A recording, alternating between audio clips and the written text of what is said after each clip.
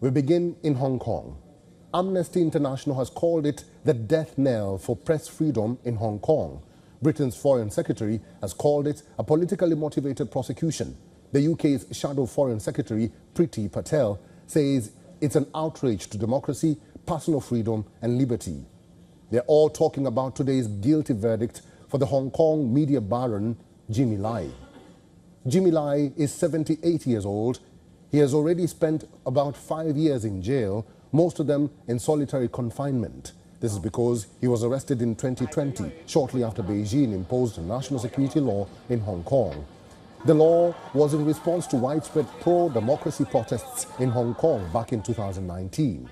Jimmy Lai was a prominent member of the city's pro-democracy movement, and he was among the most high-profile figures to be arrested after the national security law was imposed. China and the Beijing-backed Hong Kong government accused Lai of inciting divisions and glorifying violence. The Chinese authorities accused the media baron of using his now shuttered news outlet, Apple Daily, to publish seditious material.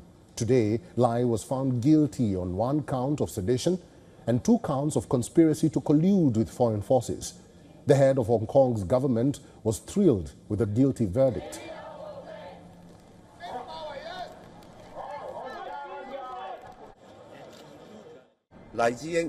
Jimmy Lai's reckless crimes were committed in full view of the public, with clear evidence.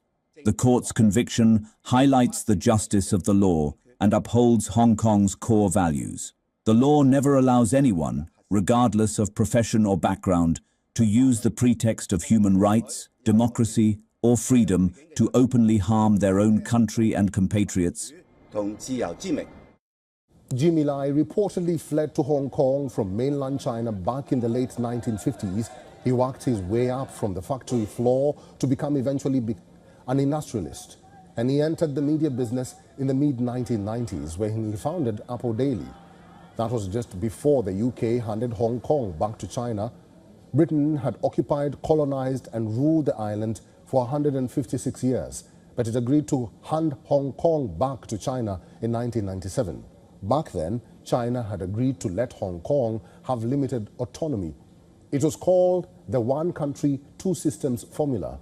This was supposed to be in place for 50 years, meaning up to 2047. But in 2020, a year after pro-democracy protests swept Hong Kong, China decided to enact a tough national security law. They later updated it in 2024. It is under these new laws that Lai has been found guilty of colluding with foreign forces because he asked foreign nations to intervene on behalf of Hong Kong's pro-democracy activists. Hong Kong's former colonizer, the UK, has sharply criticized the guilty verdict against Lai. The media baron is a British citizen. He has been one since 1996. Lai's son, Sebastian, has even called on the UK to do more to ensure his father's freedom. The family says that Lai's health has been deteriorating in jail. They say he risks dying behind bars. Jimmy Lai is scheduled to be sentenced early next year, and the charges he has been found guilty of carrying, or he has been found guilty of, carry a life sentence. After today's verdict, Britain's Foreign Secretary Yvette Cooper called for Lai's immediate release. She called the verdict politically motivated, but Beijing has hit back at any foreign interference. The relevant judicial case is a purely internal affair of the Hong Kong Special Administrative Region. We urge relevant countries to respect China's sovereignty and the rule of law in Hong Kong, refrain from making irresponsible statements regarding the adjudication of judicial cases in the region, and refrain from interfering in Hong Kong's judiciary or China's internal affairs in any form. Lai's verdict comes just a day after Hong Kong's last opposition party disbanded. Hong Kong's Democratic Party voted to dissolve itself amid the ongoing security crackdown in the city. So the opposition has effectively ended. And now, with Jimmy Lai's guilty verdict, rights group say it is the death knell for Hong Kong's press freedom. As well, is it also the final nail in the coffin for the old one country, two systems formula.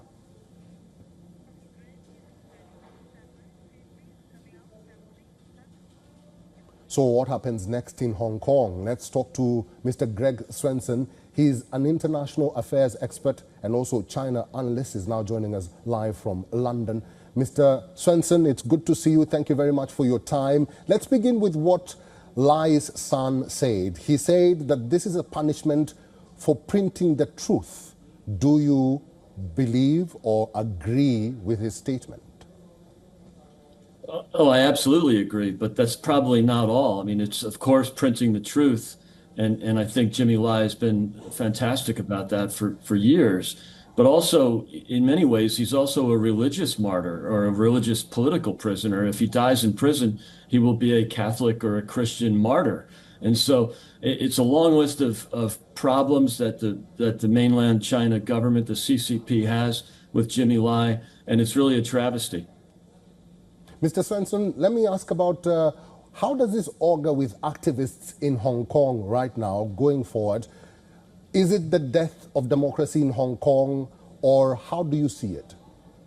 I'm afraid it might be. It very well might be the death of freedom and democracy, or any kind of free speech in Hong Kong. You know, even Lord Sumption, Jonathan Sumption, who's really the UK's brightest political jurist, or